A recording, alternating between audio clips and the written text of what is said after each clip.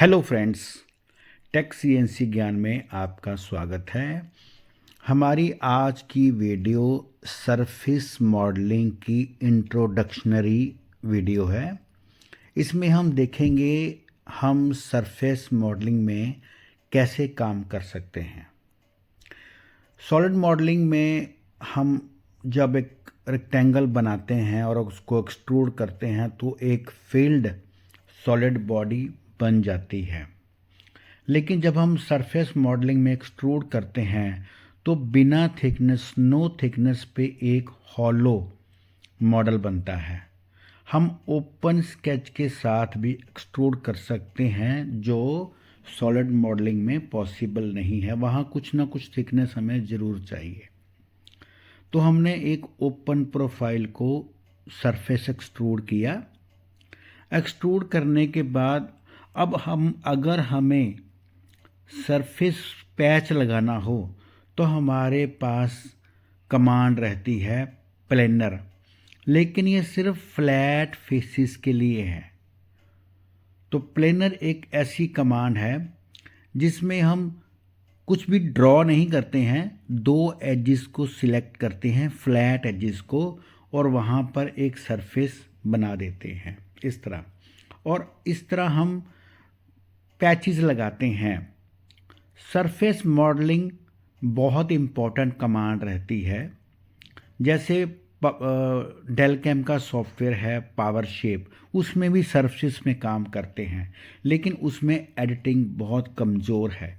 लेकिन solid works में surface modelling में बहुत बढ़िया एडिटिंग होती है। तो हमने एक ओपन प्रोफाइल को देखते हैं कि हम इसको सॉलिड मॉडल कैसे बनाते हैं। तो हमारे पास एक कमांड रहती है प्लेनर।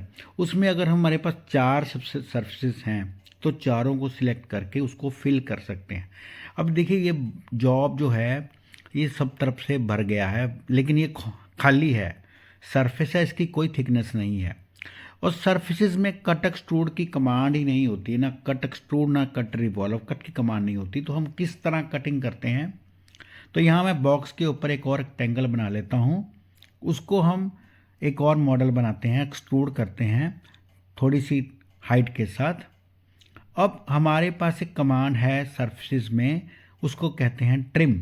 ट्रिम की कमांड के साथ क्लोज प्रोफाइल में हम उसको ट्रिम करते हैं। तो जो हमने अभी सरफेस एक्सट्रूड किया है वो हमारा ट्रिम टूल है, और उसकी हेल्प से हमने बीच का सरफेस वो डिलीट कर दिया है। इस तरह देखिए ये डिलीट हो गया है, अंदर से अभी भी खाली है।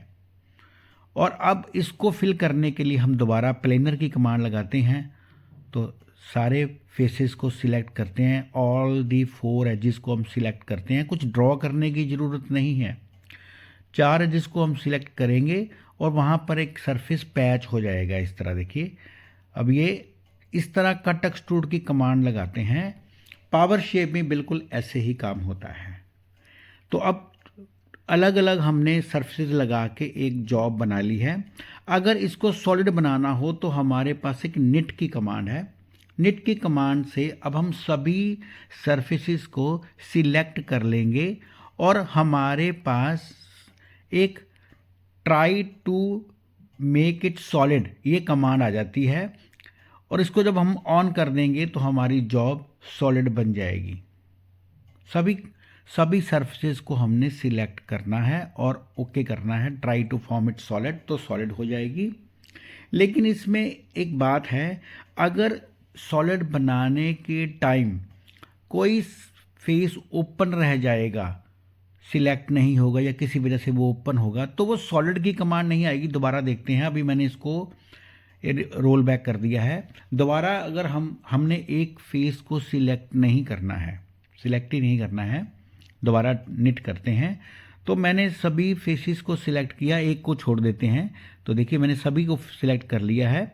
जैसे मैंने एक को छोड़ा है तो अब यहाँ पर कमांड नहीं आ रही है ट्राई टू फॉर्म सॉलिड। ये सरफेसेस तो निट हो जाएगा लेकिन सॉलिड नहीं बनेगा जब तक सभी फेसेस को सिलेक्ट नहीं करेंगे। देखिए अभी भी सरफेस में ही है। तो अगर इसी को मैं एडिटिंग करते हुए अगर दोबारा से अगर मैं इसको उस फेस को भी सिलेक्ट करूंगा तो कमांड आ गई है ट्राई टू फॉर्म सॉलिड। अब ये सॉलिड हो गया है। तो सरफेस टू सॉलिड करने के लिए सभी सरफेसेस को सिलेक्ट करना जरूरी है। अब इसी में हम कमांड देखते हैं कि ट्रिम कैसे करते हैं। ट्रिम करने के लिए सरफेस की ज़रूरत नहीं है। जैसे मान लो मुझे यहाँ होल लगाना है, तो मैंने एक सर्कल ड्रॉ किया, तो स्केच के साथ ही ट्रिम की कमांड एक्टिवेट हो जाती है। तो select the sketch as trim tool, और उसके बाद उसका दोनों फेस हम सिलेक्ट करके ट्रिम कर सकते हैं। अब देखिए दोनों फेसेस हमने ट्रिम कर दिए हैं। अब मुझे इसके बीच में अगर एक पैच लगाना है, सरफेस बिठाना है, तो इसमें कमांड लॉफ्ट की भी है, तो उसमें उसको सिलेक्ट करेंगे। कुछ भी ड्रा करने की ज़रूरत नहीं है, सिर्फ कमांड लेनी है लॉफ्ट। ये एक फेस पकड़ा और दूसरा फेस पकड़ा और दोनों में सरफेस लग जाती है। तो सरफेस में काम करना बहुत आसान है, बड़ी इंपॉर्टेंट कमांड है। आगे की वीडियो में हम इस पे और बात करेंगे।